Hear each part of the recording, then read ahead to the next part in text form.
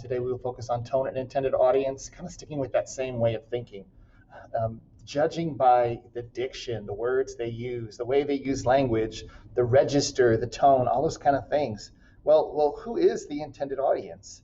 And that's something to be aware of as you're reading. And of course, as you're writing, if you're writing for teenagers, you're going to write very differently than you would writing for a college professor. So we already know that. That's just a little review there. And then do the work now is just that good habit for all of us to build. And some of us are getting stronger and stronger, and some of us got more work to do. So we will continue to use inferencing skills and imagination to answer the question. And for our close, well, what's your favorite Disney movie? And what age group do you think the intended audience is? And I don't just mean, oh, it's for kids. No, but what age group? Like 5-year-olds, 7-year-olds, 10-year-olds, 12-year-olds? And a lot of them have some pretty mature things going on. If you think of some of the old movies like Bambi or Dumbo, and when you really watch them, oh my gosh. If any of y'all have ever seen Old Yeller, the old movie, live action movie with the dog and the boy, and oh my God, how old was I when I saw that? 6 or 7? That really broke me up. I started crying because that movie does not have a happy ending. So really think about who would be the intended audience for the show. And a lot of times, they're so cutesy, but they're discussing more adult topics. So it'd be interesting to figure out for yourself, okay, what's your favorite movie? And how old was this movie actually intended for? And put that in the discussion. And the main focus for today is getting caught up. Get caught up. And a lot of us are behind. And I know I've been giving us an assignment every other day. Boom, boom, boom, boom, boom.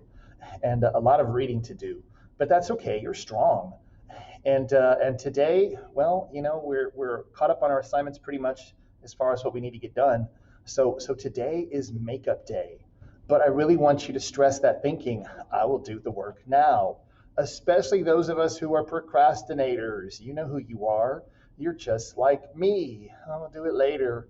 I'm not sure if I'm doing it right. I'm tired. I've got too much to do. I can't think about it.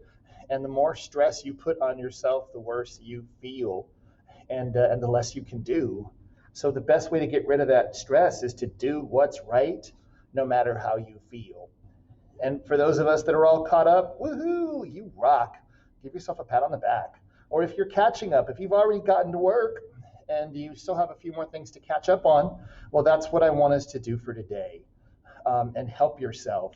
The thing that's super important, of course, is the research. That's what's made this unit so difficult. We're probably not going to do it this way next year because everything builds on top, right?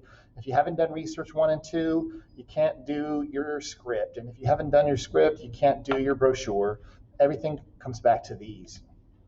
So this is the video that tells you how to get both research 1 and 2 the quick way. Get it in, get it done, and get a decent grade on it. And then for the brochure, this is the video from that day, and I'm going to drop both of these in the chat. And in this video, I've set the timer on it to where it starts right where I talk about how to do the brochure. So if you need to get either one or both of these done, man, today would be a great day to get caught up. And if you're already caught up, well then woohoo! Well then you can also do our little Disney quiz, and I'll tell you more about that in a moment. But first, let's go ahead and do our positive affirmations because they're so good for us. They keep us thinking positive on purpose. And like a lot of you, I have to do it on purpose. Saying these every day, 6 times a day, really helped me because it is just not automatic still after all these years to be positive on purpose. So come on, say them with me, either in your head or out loud. I don't care. What are you? I am strong, confident, and successful. Yes, we are. And how do you feel about reading? I love reading. It's so much fun, especially if you hate it, right? Say it out loud. I love reading. It's so much fun. That's the only way you're ever going to get over it. And how do you feel about schoolwork? The harder I work, the stronger I become. And a lot of us have built some good muscle in this class. So that's a very good thing. So like I said, we do have a quiz.